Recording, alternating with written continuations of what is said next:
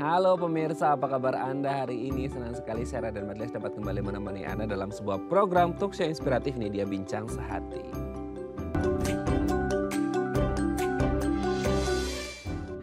Ya pemirsa, semua dari kita pasti ingin memiliki kulit ya, terutama kulit wajah, terus kulit tubuh dan lain sebagainya gitu tuh yang glowing, bersih, putih, mulus gitu ya, dan pastinya sehat juga. Nah, tapi banyak banget kalau kita berbicara tentang kesehatan kulit kita ya, adalah penyakit inilah, penyakit itu dan lain sebagainya. Nah, salah satu yang mungkin Anda kadang-kadang nggak ngerti ini istilahnya apa, tapi kok kayak banyak yang muncul ya, entah itu di sekitar leher dan lain sebagainya. Nah, ada yang namanya skin tag. Jadi kalau Anda liatin gitu ya, itu kayak itu kecil-kecil sih, tapi kayak kutil gitu. Jadi kayak kutil kecil dan biasanya itu nggak cuma satu, itu biasanya beruntus ada beberapa titik. Nah, kadang-kala kayak nggak sakit sih gitu ya, tapi secara estetik gitu ya, secara kosmetik, secara look gitu. Jadi orang kadang-kadang kayak nggak begitu percaya diri. Nah, terus gimana sih cara mengatasi skin tag? Inilah topik yang akan kita bahas hari ini. Kita akan membahas dan mengupas tuntas seputar skin tag ini apa dan penyebabnya dan cara mengatasinya seperti apa. Nah, ngomongin tentang kulit, kita akan membahas terlebih dahulu beberapa mitos atau fakta seputar kulit ya. Oke, kita lihat yang pertama pemirsa ya. Kulit dan jerawat ini mitos dan faktanya yang pertama adalah penyakit eksem itu katanya menular. Nah, ini dia ya. Jadi kalau Anda lihat di layar ya, ini penyakit eksem itu yang seperti ini ya, kayak merah-merah gitu ya, kering dan lain sebagainya. Tapi for any kind of disease yang terjadi di kulit gitu ya, sering kita merasa bahwa oh kalau ada sesuatu yang terjadi di kulit ya kan, soalnya kita mungkin dulu penyakitnya kayak panu, kadas, kuram dan lain sebagainya itu katanya menular. Nah, ketika ada eksim seperti ini, ya intinya mah apa aja dok. Yang penting kalau itu di kulit terus bentukannya kayak gitu, bersisik dan serem banget gitu ya, merah dan lain sebagainya. Itu kalau sampai kita physical contact gitu ya, kita kontak fisik dengan orang yang punya riwayat atau sedang mengalami eksem, itu akan menular ke kita. Nah, sebenarnya apakah media penularannya itu melalui kontak fisik atau menular atau sebenarnya nggak menular juga itu eksem. Nah, nanti akan kita bahas ya, karena ini menjadi concernnya banyak orang dan kadangkala juga kasihan juga ya orang yang mengalami eksem itu kayak dijauhin sama temen-temennya ya. Oke, kita lanjut yang kedua. Komedo muncul karena jarang bersihkan wajah. Nah, ini dia ya. Facial wash itu sekarang udah dijual di mana-mana lah ya, banyak dan lain sebagainya seperti itu. Tapi kemudian banyak juga yang mungkin karena satu dan lain hal, mungkin karena pekerjaan, mungkin karena waktunya, mungkin karena udah lelah, capek lah ya. Ya namanya mungkin kita yang di Jabodetabek gitu ya, pulangnya udah jam 9-10 malam, kayaknya mau ngapa-ngapain lagi itu udah males gitu ya. Mau ya bersihin at least kasih sekali aja gitu, facial wash itu kayak capek banget, apalagi sekarang ya ditambah polusi dan lain sebagainya. Nah, sebenarnya apakah komedo ini bisa muncul gitu ya gara-gara memang kitanya yang males untuk ngebersihin muka, atau sebenarnya mungkin ada faktor-faktor yang lain, entah genetik, entah hormonal, yang akhirnya kayaknya aku udah sering bersihin muka deh dok ya, tapi kok kenapa sih komedo itu masih muncul aja, kenapa sih mukaku masih seperti ini dan seperti itu. Sementara kayak itu ada loh dok yang orang kayaknya jarang banget bersihin muka, tapi kok kayaknya mukanya mulus-mulus aja, nggak ada ini, nggak ada itu dan lain sebagainya. Nah, itu karena faktor hormonal juga kah, genetik juga dan lain sebagainya, nanti akan kita bahas ya. Oke, kita lanjut yang ketiga pemirsa. Komedo bisa memicu munculnya jerawat. Nah, kalau tadi kita ngomongin komedo itu bisa muncul gara-gara katanya kita jarang bersihin muka.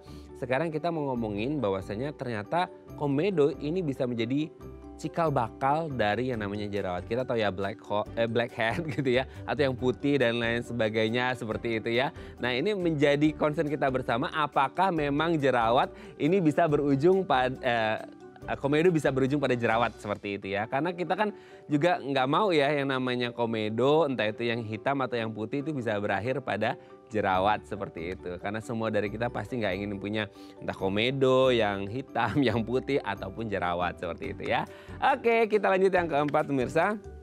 Nah, ini dia sering banget ya kalau kita ngomongin kacang, coklat, stres, itu bisa memicu timbulnya atau munculnya jerawat. Nah ini yang bahaya ya, kadangkala kita harus mengikuti hal ini atau enggak gitu ya. Entahlah kacang, coklat gitu ya, yang sering kayak oh ini kalau makan ini bisa muncul jerawat dan lain sebagainya. Apalagi stres. Nah stres kan kadang-kadang ya stres, apa sih hubungannya stres sama jerawat? Ya stres kan itu masalah psikis ya. Kalau jerawat ini sesuatu yang bisa dilihat dan itu fisik seperti itu.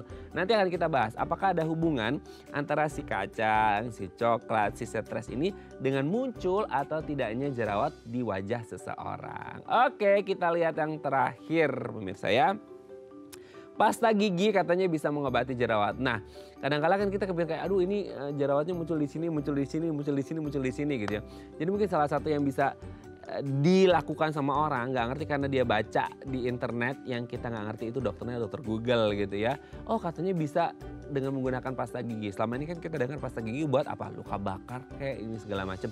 Tapi ada juga loh kalau Anda browsing, coba deh Anda surfing on the internet, itu ternyata pasta gigi juga katanya itu bisa mengobati jerawat. Mungkin ditotol-totolin gitu ya, nggak ngerti kayak mungkin ada sensasi angetnya gitu ya, jadi mungkin bisa mengatasi inflamasi yang ada di jerawat itu, peradangan, dan akhirnya nggak tahu sih tapi itu bisa menyebabkan infeksi atau nggak ngerti juga ya. Oke, itu tadi beberapa mitos atau fakta seputar kulit dan jerawat dan kami akan membahasnya sesaat lagi. Tetap bersama kami di Bincang Sehati.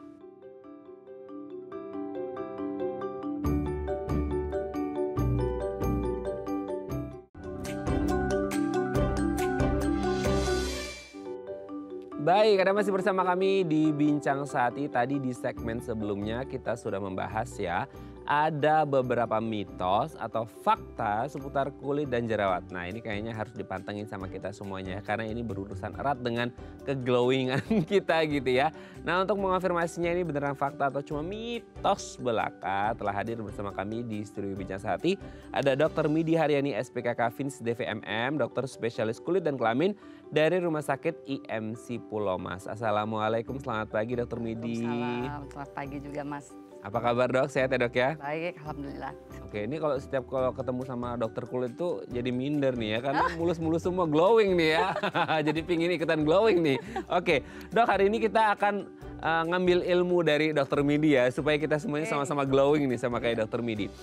Kita akan bahas mitos fakta seputar kulit dan jerawat. Ini kan jadi kayak masalah yang paling banyak ditemui sama kita semua ya, terutama kaum hawa gitu yang ingin mendapatkan kulit mulus tanpa jerawat.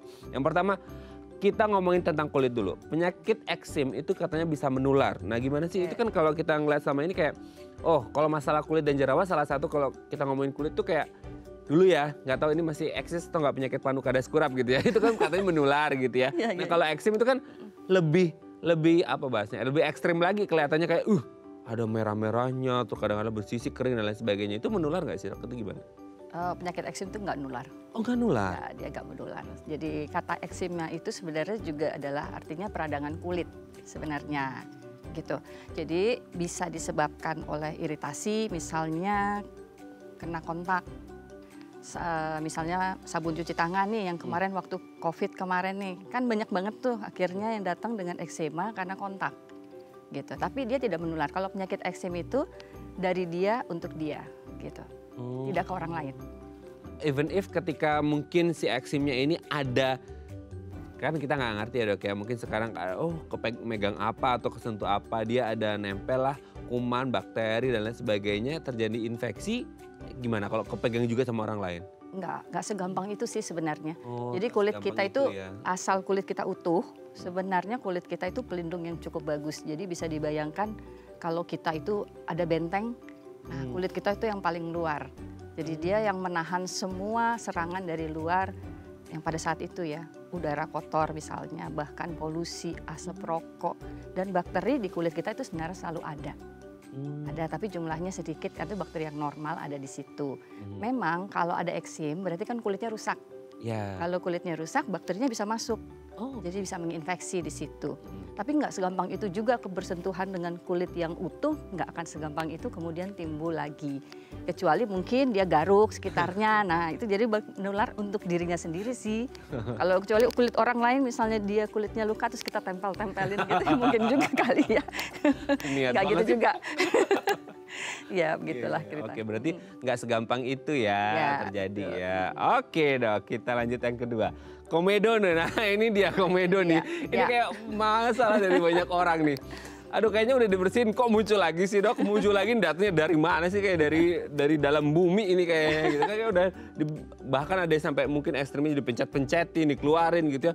Muncul lagi. Jadi kadang-kala kita kepikiran ini datanya dari mana sih. Nah kalau kita ngomongin komedo ini sebenarnya masalahnya dari kita males bersihin wajah gara-gara mungkin ya kita pakai kosmetik kan ada foundationnya, ada bedaknya gitu ya. Yang akhirnya mungkin kita kepikirannya kan komedo itu munculnya di pori-pori. Apakah itu adalah sisa-sisa make up kita atau sebenarnya mungkin nggak hanya dari make up dok? Kayaknya aku udah semingguan ini nggak pakai make up kok masih muncul komedo ya dok? Itu gimana sih dok? Ya jadi mungkin kita jelasin sedikit dari awalnya bahwa jerawat itu sebenarnya faktor utamanya hormonal.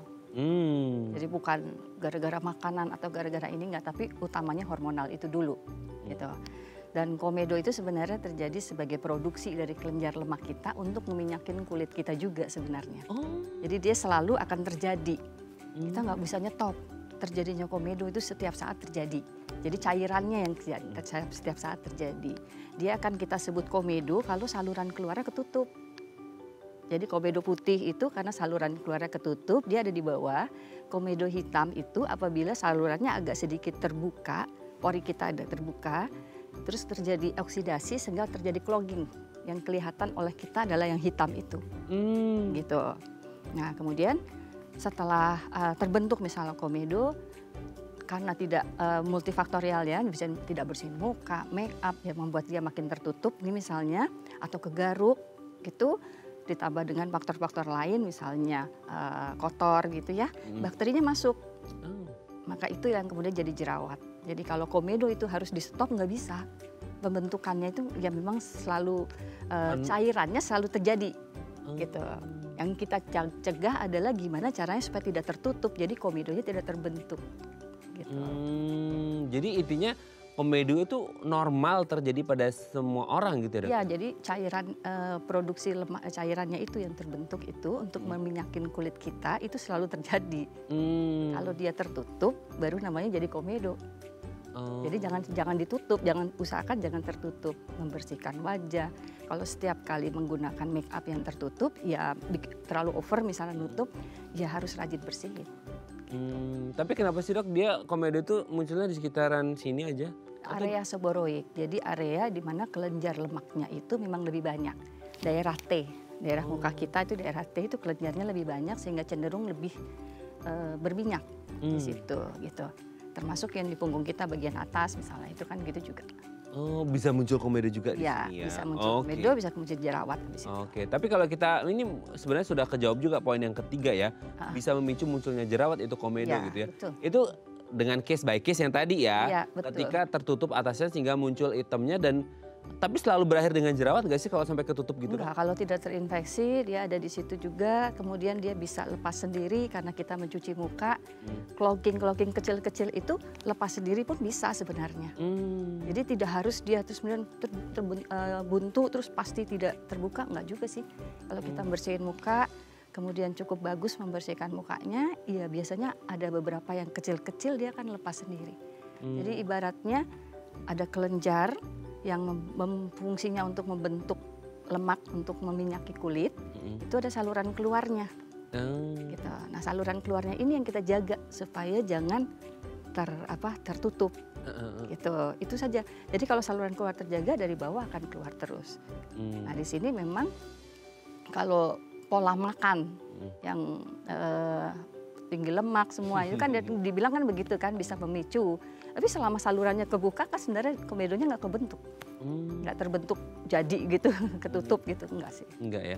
Oke, tapi ada beda nggak sih dok antara jerawat yang muncul di luar area T gitu ya? Kan bisa jadi kayak peradangan, merah gitu, sampai mungkin kayak dalamnya itu ada putih-putih sampai, sampai kuning. Itu sama yang di sekitar area komedo bisa sama atau beda tuh jenis kelenjarnya jerawatnya? Semua di seluruh badan kita ada, cuman beda-beda jumlahnya aja. Gitu. Jadi yang tadi area T karena dia lebih banyak aja. Gitu. Cuman kan jerawat banyak yang ada di pipi gitu tadi, banyak sekali gitu, dan bahkan bisa menjadi yang besar-besar. Kalau di hidung bisa sampai yang hidungnya seperti stroberi kan, ya kan? Jadi kelihatan begitu, jadi rosacea itu karena peradangannya terjadi terus-menerus, infeksi terus-menerus sehingga jaringannya banyak yang rusak. Artinya salurannya jadi banyak yang nggak begitu bagus. Kalau saluran udah nggak bagus, cairan yang keluar jadi tidak lancar, gitu. Akhirnya terbentuklah, bertambah dengan infeksi, terbentuklah jerawat yang ada di bawah. Oke. Make sense. Jadi kita tahu nih ya antara komedo dan jerawat ini hubungannya seperti apa gitu ya dok ya. Oke dok, kita lanjut. Nah ini yang selanjutnya nomor 4 ini banyak yang akhirnya komplain, memblaming, menyalahkan kacang lah, coklat lah, stres dan lain sebagainya. Nah mungkin bisa disebutkan beberapa, ini sebenarnya hal-hal yang sering kita temui ya dok ya. Jangan makan kacang nanti kamu jerawatan, jangan makan coklat nanti kamu jerawatan, jangan juga stres terlalu banyak. Yang namanya hidup nggak mungkin lepas dari stres ya dok ya, pasti ada stresnya. Ya, tapi mungkin nggak sih hal-hal itu bisa menyebabkan jerawat? Jerawat itu multifaktor memang. Memang banyak sekali, tapi karena penyebab utamanya hormonal, jadi sebenarnya banyak kok orang yang makan kacang tetap aja nggak jerawatan. Banyak juga orang makan coklat nggak jerawatan juga. Tapi kalau stres memang biasanya kalau saya jelasin ke pasien dia terbagi 2. Stres fisik maupun psikis. Stresor fisik misalnya nggak bisa tidur. Tidurnya kemalaman, asikan main game, nonton drakor. Nah, misalnya betul. gitu ya, jadi dia nggak tidur dan itu sebenarnya membuat badan kita tidak mampu memperbaiki diri dalam tanda kutip gitu. Jadi tidak ada istirahatnya gitu. Nah, kalau stresor psikis kan biasanya target, biasanya deadline. Nah, kayak begitu. Nah, itu juga bisa ada. Nah, tidak pada semua orang memang bisa begitu karena balik lagi penyebab utamanya kan hormon. Gitu. Jadi masalah di hormonalnya dia yang lebih dominan sebenarnya. Udah tidur cukup nih dok, udah nggak makan kacang coklat, nggak makan kacang, kenapa jerawatnya masih muncul? Ya itu tadi. Oh berarti walaupun mungkin dia nggak makan kacang, coklat dan lain sebagainya, kayak temennya, dok temen saya makan coklat berkilo-kilo bahasanya gitu ya, makan kacang berkilo-kilo nggak jerawatan juga. Saya cuma nyicip sedikit aja, itu bukan karena kacangnya, coklatnya atau apanya, tapi hormonalnya ya. Wah berarti susah juga kalau hormonalnya dia mudah untuk berjerawat ya dok ya? Iya memang ada kulit yang memang sifatnya acne prone, jadi cenderung gampang berjerawat. Itu biasanya yang oily skin. Oily? Ya gitu. Emang apa namanya, memang produksi kelenjar lemaknya lebih cepat, lebih banyak gitu. Oke. Jadi ini pengetahuan baru ya. Oke, kita lanjut yang kelima, yang terakhir. Nah ini juga nggak ngerti, ini ada orang bilang pasta gigi buat ngobatin jerawat. Karena mungkin dipikirnya kan ada peradangan kali ya dok ya. Terus kayak dikasih pasta gigi itu buat apa ya? Buat ngademin kali ya atau gimana tuh? Ada nggak sih ilmunya? Ada rasa minnya gitu ya? Iya. Minnya itu sendiri kalau secara secara kimia itu memang ada antiinflamasi sih sebenarnya. Cuman memberikan kepada jerawat itu bagi beberapa orang justru bisa menyebabkan dermatitis kontak. Jadi malah jadi nggak tahan terhadap pasta giginya karena itu kan minnya lebih tinggi ya. Orang buat gigi kok. Betul. Bukan buat mulut, buat muka gitu kan. Gitu tadi, dan mungkin asumsi orang karena ada triklosan yang dianggap sebagai antiseptik kalau pada gigi kan gitu kan. Mungkin dia mikirnya ke situ. Tapi kalau saya sih nggak nganjurin karena saya lebih khawatir resiko iritasinya.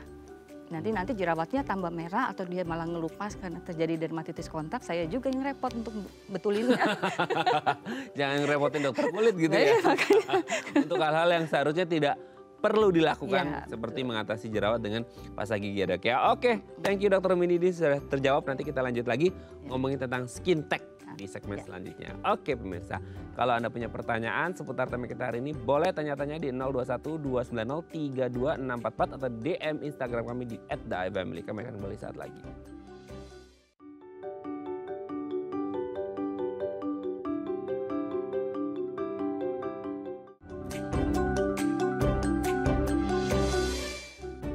Baik, karena masih bersama kami di Bincang Sehati, kita masih membahas tema kita hari ini seputar kulit atau yang sering muncul di kulit dan kita nggak ngerti, oh ini kayak apa sih, ini kayak kutil gitu ya.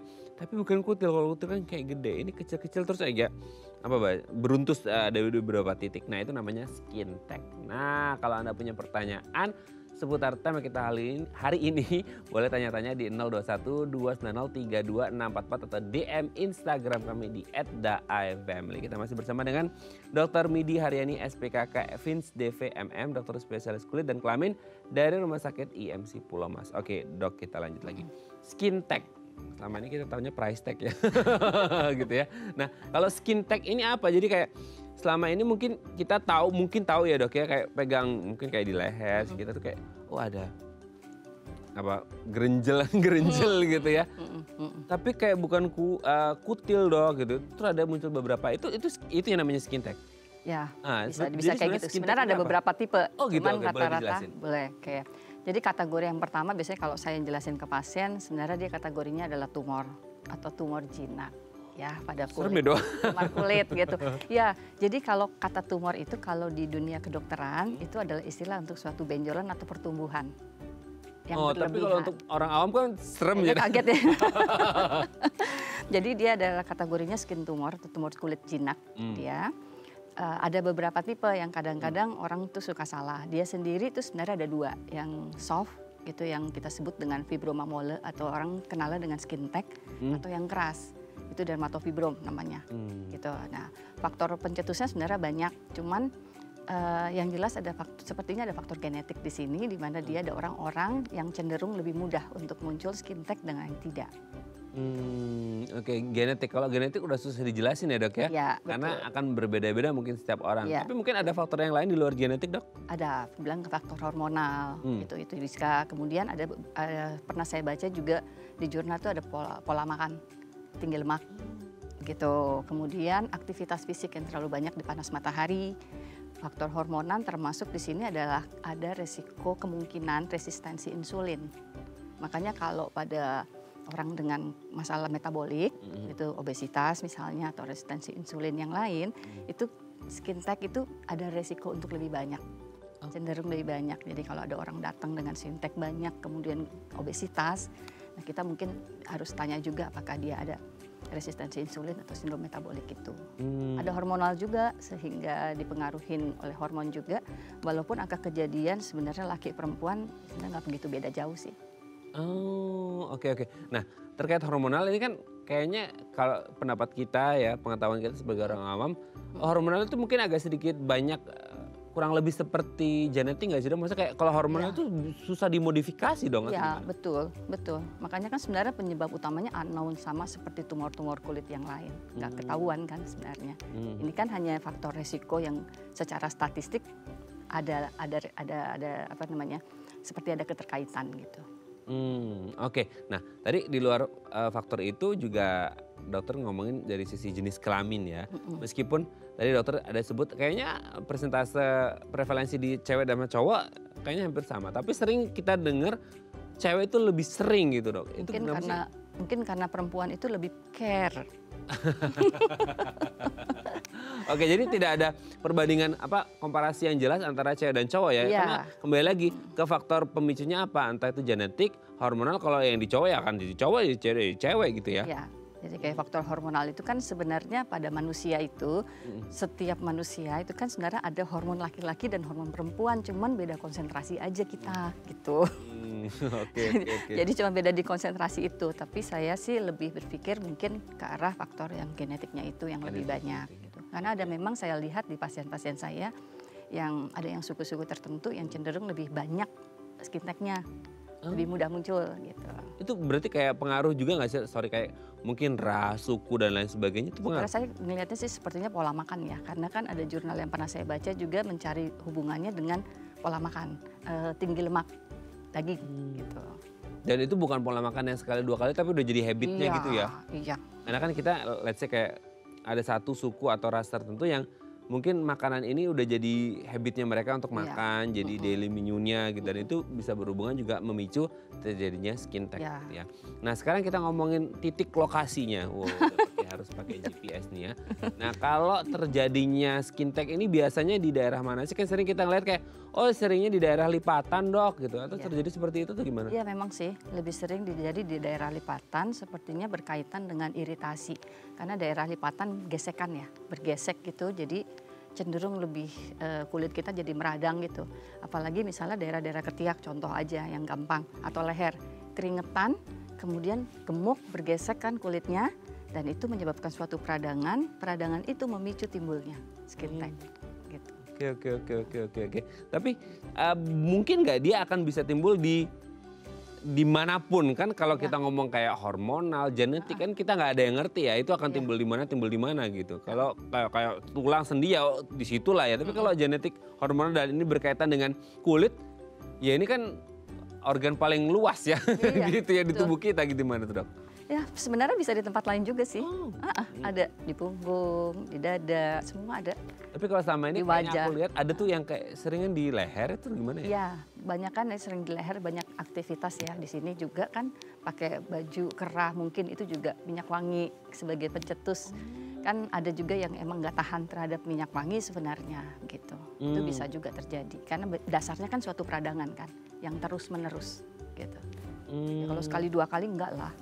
Oh minyak wangi, nah ini juga banyak orang ingin wangi kan dia harus semprotin ke area leher ya atau di belakang kuping itu bisa memicu juga berarti ya? Atau sebenarnya tergantung dari ingredientsnya si parfum itu? Iya kan kalau dianya nggak alergi misalnya nggak apa-apa dong. Ini kan masalahnya terjadi peradangan atau tidak aja. Gitu. Tapi kalau dia nggak ada alergi, nggak ada apa-apa ya nggak apa-apa silakan aja. Gitu. Oke berarti kita bisa ngukur ya kalau kita pakein parfum di sekitar leher terus kayak wah kok muncul skin tag berarti jangan dipakai karena mungkin ada respon sendiri di lehernya. Beda mungkin dia kulitnya. Jadi dalam kita di kedokteran itu karena manusia itu bukan kayak mobil, bukan kayak robot yang bisa disamain, bisa dikalibrasi gitu. Jadi setiap orang itu punya unik dan berbeda-beda. Apalagi yang kadang-kadang orang suka lupa bahwa kulit itu sebenarnya satu organ. Ya, jadi mentang-mentang dia di telinga atau di kaki gitu, terus dianggap dua tempat yang berbeda, enggak. Sebenarnya dia satu kesatuan. Connected ya mereka? Connected kan memang. Kan kulit kita melindungi, menutup kita. Bayangkan manusia tanpa kulit. Betul. Okay. Menerawang. Betul. Iya. Ya betul sih dok, betul ya. Oke dok, nanti kita lanjut lagi ya di segmen selanjutnya ya. Oke pemirsa kalau Anda masih punya pertanyaan seputar tema kita hari ini boleh tanya-tanya di 021 290 32644 atau DM Instagram kami di @daifamily. Kami akan kembali saat lagi.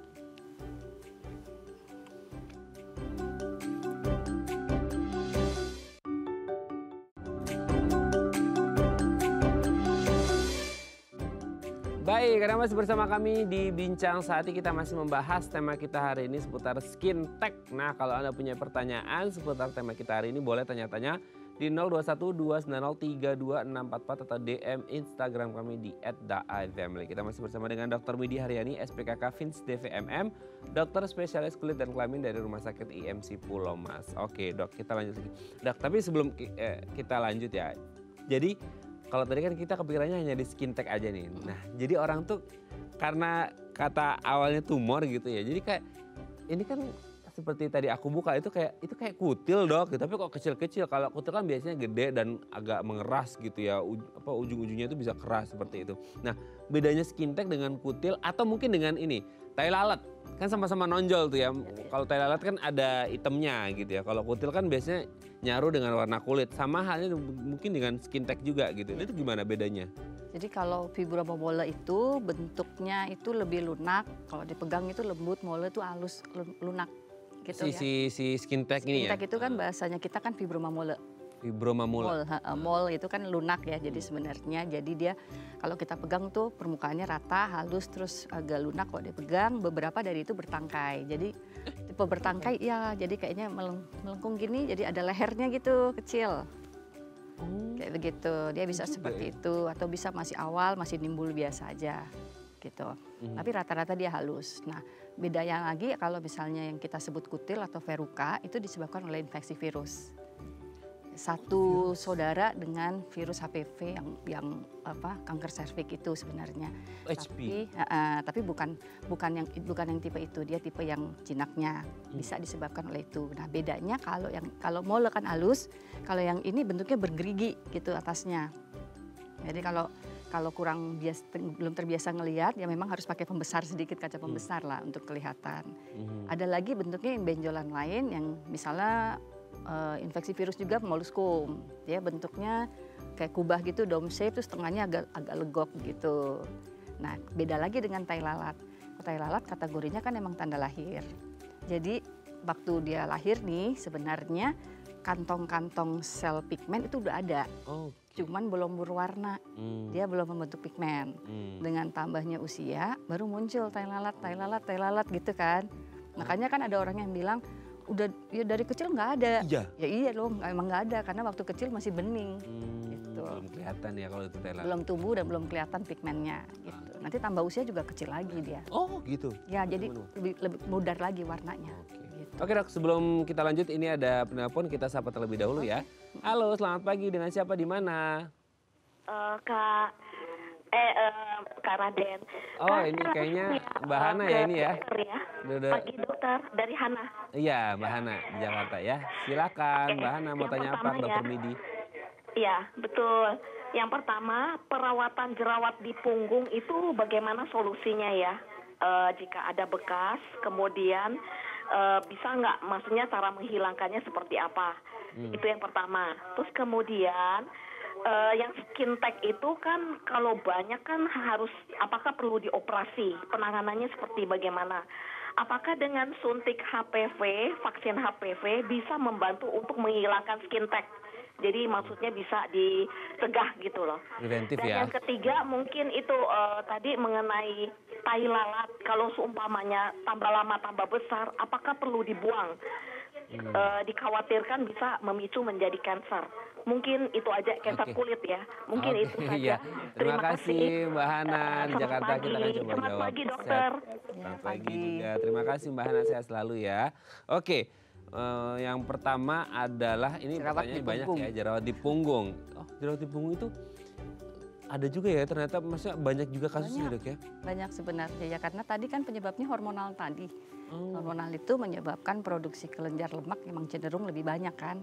Itu tadi kan kalau kita melihat dari awalnya penyebab terjadinya jerawat. Nah daerah punggung itu memang kelenjarnya banyak seperti yang tadi saya bilang. Punggung bagian atas, dada situ, ya betul itu banyak. Jadi menjaga ya di luar faktor hormonal ya iya, kan. Iya. Karena itu kan susah kalau faktor hormonal karena terapi yang biasa kita pakai untuk hormonal kan pil KB. Kalau laki ya susah dong, itu kan nggak bisa gitu ya. Tapi kan ada kayak kalau saya suntik-suntik hormon itu nggak ada ya dok ya? Untuk mengendalikan hormon itu nggak ada? Enggak. Atau malah bisa ngacauin hormon? Iya, nanti malah ngacauin yang lain. Repot kita nanti tambah repot gitu. Jadi menjaga kebersihan paling ya. Jadi faktor yang berikutnya adalah supaya produksi kelenjarnya itu kan kebuka terus ya, lancar. Artinya jaga kebersihan kulit yang kita bagian atas supaya tidak terjadi clogging, jadi nggak terjadi komedo, berarti nggak terjadi jerawat kan gitu kan. Seperti itu. Kemudian keringat itu, karena keringat itu kan sebenarnya dia kan mengalir dan dia juga berisi debu, bakteri yang ke bawah dan itu bisa menyebabkan sumbatan juga kan. Jadi harus rajin membersihkan badan gitu. Tapi dengan biang, sorry aku potong dulu, biang keringat beda ya? Beda lagi. Kalau biang keringat itu, kalau kelenjar kita yang berusaha mengairi badan kita itu ada dua, kelenjar lemak dengan kelenjar keringat. Kalau biang keringat masalahnya di kelenjar keringat, kalau jerawat masalahnya di kelenjar lemak. Gitu. Jadi beda itunya, beda model. Nah itu untuk mengatasinya gimana dok? Kalau ada sampai sisa-sisanya tadi Mbak Nona. Pola makanan itu tidak secara langsung loh ya. Kayak makan bakso pedas panas kan kelenjar keringatnya aktif, kelenjar lemaknya kadang aktif juga. Jadi lebih keringetan habis makan gitu kan. Itu bisa memicu misalnya ya kalau dari makanan. Tapi kan dia bukan yang utama. Nggak setiap orang seperti itu. Yang jelas menjaga supaya saluran keluarnya itu selalu terbuka aja.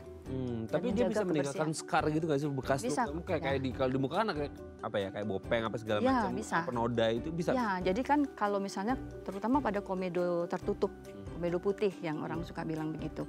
Jadi misalnya komedo kan ketutup tuh rata, nggak ada clogging, jadi dia nggak kebuka. Terus terinfeksi bakteri masuk dari sela-sela tetap dari porinya itu ke bawah. Kemudian dia kelenjar lemaknya terinfeksi, jadi membentuk kantong lagi kan di bawah. Scar akan terjadi apabila kantong itu pecahnya ke bawah, sehingga peradangannya di bawah. Gitu. Makanya kan bisa diatasi ya dok, scarnya bisa hilang lah ya? Hilang sama sekali mungkin tidak. Ya kalau hilang sama sekali, tapi itu bisa kita kurangi dengan pemberian obat anti peradangan, antibiotik, bahkan anti jamur juga. kalau perlu gitu. Kita akan berikan itu. Jadi balik lagi kalau untuk jerawat yang di punggung ya itu menjaga kebersihannya itu saja, keringat terutama, jadi harus ganti baju, penggunaan baju-baju yang bahannya lebih adem ya, katun. Oke, kita lanjut pertanyaan kedua dari Mbak Hana. Tadi kalau skin tag-nya gerumbul gitu ya, harus dioperasi atau apa, terus kemudian tindakannya dengan apa tadi vaksin. Dia kayaknya ketukar deh Mbak Hana, kayaknya ketukar antara fibroma mole atau skin tag dengan verruca yang tadi saya bilang. Karena bentuknya emang mirip. Ya, kan tadi saya bilang kan kalau yang ini halus, lembut gitu. Dan ini disebabkan oleh karena pertumbuhan badan kita aja, kulit kita. Tapi kalau verruca enggak. Verruca itu disebabkan oleh infeksi virus HPV itu tadi. Gitu. Jadi apa namanya? Tapi masalahnya beda tipe, jadi dia subtipenya tuh banyak sekali. Human papillomavirus tuh subtipenya banyak. Obat-obatan anti vaksinnya itu pun hanya 4 tipe atau 3 tipe. Dan yang ada HPV sekarang itu vaksinnya untuk cervix? Vaksinnya cervix, iya. Jadi bukan untuk yang di kulit, nggak ada. Nggak bisa. Meskipun sama-sama HPV, tapi HPV nggak bisa, beda. Banyak banget tipenya. Gitu. Jadi sementara badan kita itu akan membentuk antibodi per subtipe gitu. Jadi kan nggak bisa. Gitu. Oke. Tapi tindakannya operasi ya? Elektrokauter, jadi bedah listrik. Orang kadang-kadang suka bilang apa sih dibakar gitu, bilangnya istilahnya seperti itu. Karena alatnya kayak solder. Oke, gitu. Pertanyaan yang terakhir tadi apa? Tai lalat kalau udah gede banget. Itu betul. Jadi kalau tai lalat sih kalau saya saranin operasi ya. Kalau saya biasanya pasien-pasien saya dengan tai lalat itu memang saya lakukan bedah kulit, tutup lagi karena dia kantong pigmennya tuh agak di bawah.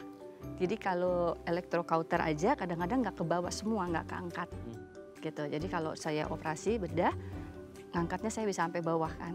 Jadi saya tinggal jahit, udah lebih enak begitu. Tapi dok sekarang ya, sorry tuh saya bukan kita apa-apa ya, cuma sekarang tuh banyak banget di online jualan orang obat untuk lepasin tai lalat sama kutil, bener nggak sih? Sudah banyak pasiennya datang ke saya luka bakar. Jadi saya juga kadang-kadang bingung juga ya. Tai lalat itu dia dalam, dia deep. Jadi kalau diberikan bahan-bahan yang sifatnya kaustik atau merusak kulit atau membakar kulit, sementara dia lokasinya deep, dalam, peradangannya bisa sampai ke bawah. Dan itu mereka datang rata-rata dengan luka bakar jadinya. Luka bakar lokal ya di situ. Kita bilangnya kan burn itu kan luka bakar jadinya. Walaupun dia disebabkan oleh luka bakar kimia, bahan obat. Gitu. Nah itu ada apa ya bahasanya, concernnya nggak, maksudnya ada kekhawatiran ada apa, karena itu kan deep juga tuh gitu. Ya betul, kalau dari segi obatnya kalau saya sih balik menyarankan lagi bahwa obat itu kalau bisa please deh yang ada nomor BPOM, izin edar resmi, tolong deh ambil yang begitu. Yang lebih aman ya? Yang lebih aman gitu. Jangan asal ambil murah dan lagi flash sale ya. Iya. Oke dok, kita lanjut, ini ada penelpon lagi, kita sapa ya dok ya. Halo, selamat pagi, dengan siapa, di mana? Iya, saya Bu Yuni. Ibu Yuni di Jakarta. Di Jakarta. Iya, Bu Yuni silakan mau tanya apa ke Dokter Midi?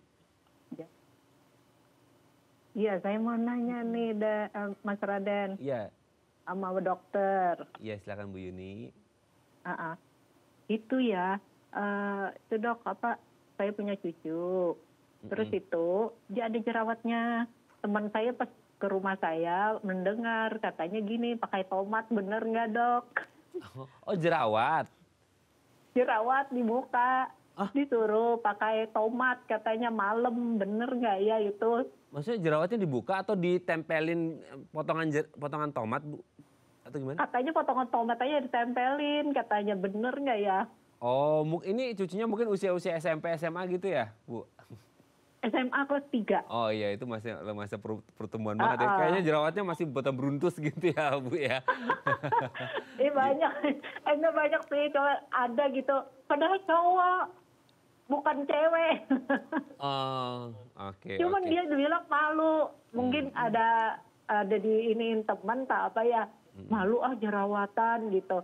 Terus malam ada teman, terus kata teman saya itu gini, ambil tomat aja, tempelin.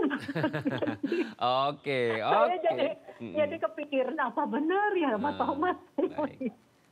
Oke. Nanti Itu kita jawab. aja, Mas Rada, Ya, sama terima dokter, kasih Bu gitu Yuni. aja. Selamat siang ya. Selamat siang Bu Yuni, terima kasih ya sudah menghubungi kami. Oke, itu tadi pertanyaan dari Bu Yuni seputar jerawat untuk cucunya. Perhatian banget ya. Enggak nyangka kalau Bu Yuni udah punya cucu ya, padahal suaranya kayak masih 17 tahun ya Bu Yuni ya, masih muda banget. Nanti kita jawab ya Dok ya setelah break ya. Oke pemirsa, kami akan kembali saat lagi, tetap bersama kami di Bincang Sehati.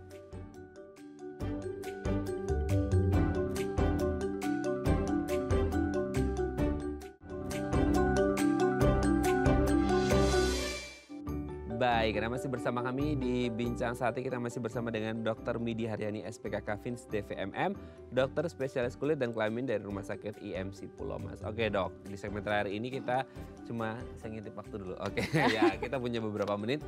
Kita jawab pertanyaan Bu Yuni dulu ya, tadi untuk cucunya tercinta ya. Tomat, mungkin dipotong-potong, diiris-iris, mungkin ditempel-tempelin, diusek-usekin itu buat jerawat. Nah gimana tuh Dok? Banyak sering juga, banyak.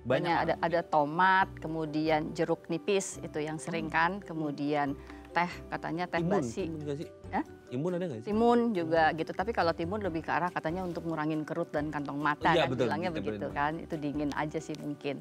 Tapi kalau misalnya menggunakan bahan-bahan rumah tangga yang seperti ini kalau buat kita concernnya adalah seberapa sih konsentrasi yang ingin diambil gitu kan.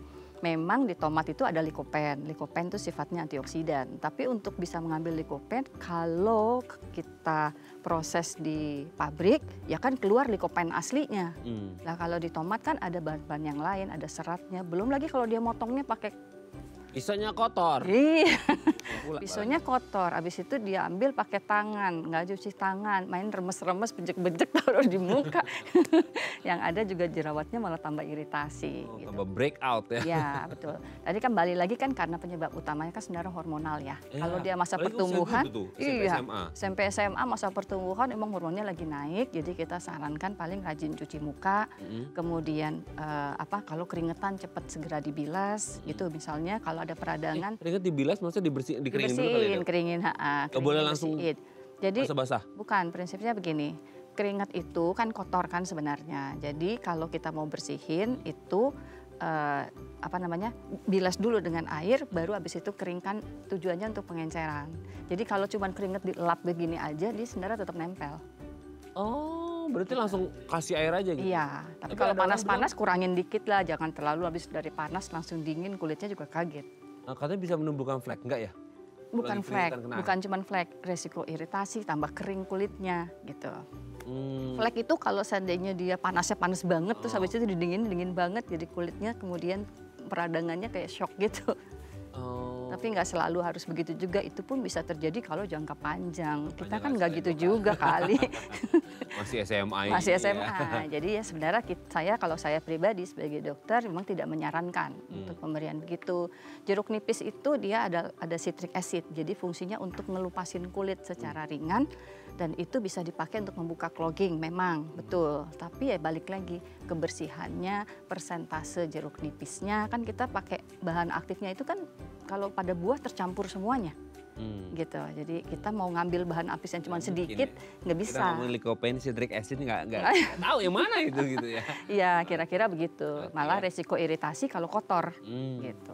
Oke ya, semoga ini bisa menjawab pertanyaan Bu Yuni untuk cucu tercintanya. Intinya jaga kebersihan kulit wajah. Nah, mungkin agak normal di usia segitu karena mungkin lagi breakoutnya yaitu jerawatnya di wajahnya cucunya ya. Oke, kita terakhir dong. Nah, kalau kita ngomongin skin tech, kembali lagi skin tech, ini apa yang harus dilakukan? Apakah benar-benar harus dioperasi tadi seperti pertanyaan Mbak Hana? Apakah mungkin ketika nanti setelah dioperasi, kalau karena faktor genetik hormonal, ya nanti bakal muncul lagi atau gimana sih Dok? Betul. Jadi misalnya begini, dia kan kategorinya tumor atau benjolan ya. Saya ubah deh katanya deh benjolan. Daripada biar agak lebih halus gitu. Jadi mau tidak mau sesuatu yang udah menjadi benjol atau pertumbuhan yang berlebihan itu nggak bisa kita kurangin. Hanya bisa kita eliminasi dengan cara operasi ataupun tadi elektrokauter. Nah, kalau hormonal itu sebenarnya yang paling kelihatan pada ibu hamil. Ibu hamil tuh ada beberapa yang skin tag-nya jadi tambah banyak. Terus pas setelah mereka pertanyaannya selalu sama. Nanti kalau udah bayinya lahir hilang lagi nggak Dok? Enggak. Oh enggak. Enggak hilang. Jadi udah jadi ya udah gitu. Oke, tapi sebenarnya kalau kita ngomongin skin tag yang udah muncul, terus kemudian dioperasi bisa muncul lagi gitu ya. Betul. Nah, bisa muncul lagi. Karena tapi kan bukan di tempat yang sama. Oh, oke. Ya, tempat yang lain. Tapi sebenarnya dia itu kalau dibiarin ya dok ya, kita ngomong the worst skenario-nya. Kalau dibiarin aja itu dia bisa segede apa, itu yang pertama. Terus yang kedua, ada efek yang mengerikan nggak sih kalau dibiarin aja gitu? Tanpa diapa-apain, dia dioperasi dan lain sebagainya gitu. Efek yang bikin masalah gitu, kecuali dia memang ada yang berkaitan dengan penyakit dalam ya, itu beda. Tapi skin tag yang benar-benar skin tag atau fibromamula biasa itu bisa sampai besar banget. Betul, karena saya pernah ngoperasi pasien, tuh ngambil skin tag-nya itu segede bola pingpong. Oh, wow. Ya, jadi ngoperasi ambil begitu, tapi kan tangkainya kecil. Gini, dok? Di paha soalnya, jadi masalahnya kan dia nggak peduli gitu loh. Jadi setelah merasa terganggu karena nggak bisa duduk, keganggu kan, keganjel, ya udah baru dia operasi. Gitu aja, tapi kebetulan memang dia bertangkai, jadi yang ibaratnya yang saya operasi kan sebenarnya cuma tangkainya. Oh iya, ujungnya yang lehernya ya? Lehernya yang saya angkat gitu kan, dari situ kan udah keangkat semua, jadi nggak terlalu besar gitu, membuat luka baru gitu. Itu selama ini kalau ada lehernya dia kewal-kewal gitu ya? Iya benar. Oke. Tapi ya kalau kayak gitu kasusnya bisa muncul lagi apa nggak sih? Bisa muncul? Bisa, tapi kan bukan di tempat yang sama itu tadi. Yang kedua, biasanya saya emang pesan-pesan sama pasien. Satu pasien tuh nggak mungkin banyak-banyak skin tag yang gede banget. Enggak sih, paling rata-rata yang kecil-kecil itu saja. Nah sisanya hanya jarang sekali yang sampai besar. Ya, kalau udah di awal-awal udah kelihatan langsung ketemu dokter kulit lah ya untuk diatasi gitu ya dok. Oke, terima kasih dokter Midi. Semoga kita sehat terus tanpa mengalami skin tag ya. Seperti itu. Terima kasih dok, salam sehat untuk keluarga di rumah dan teman-teman di rumah sakit IMC Pulau Mas. Selamat pagi, assalamualaikum. Waalaikumsalam. Oke pemirsa, itu tadi perbincangan kita dengan dokter Midi. Semoga bermanfaat ya. Saya Radha Matias pamit. Sampai jumpa dan selamat kembali beraktivitas di hari Rabu yang indah ini. Ingat jaga kesehatan kulit Anda. Sampai jumpa.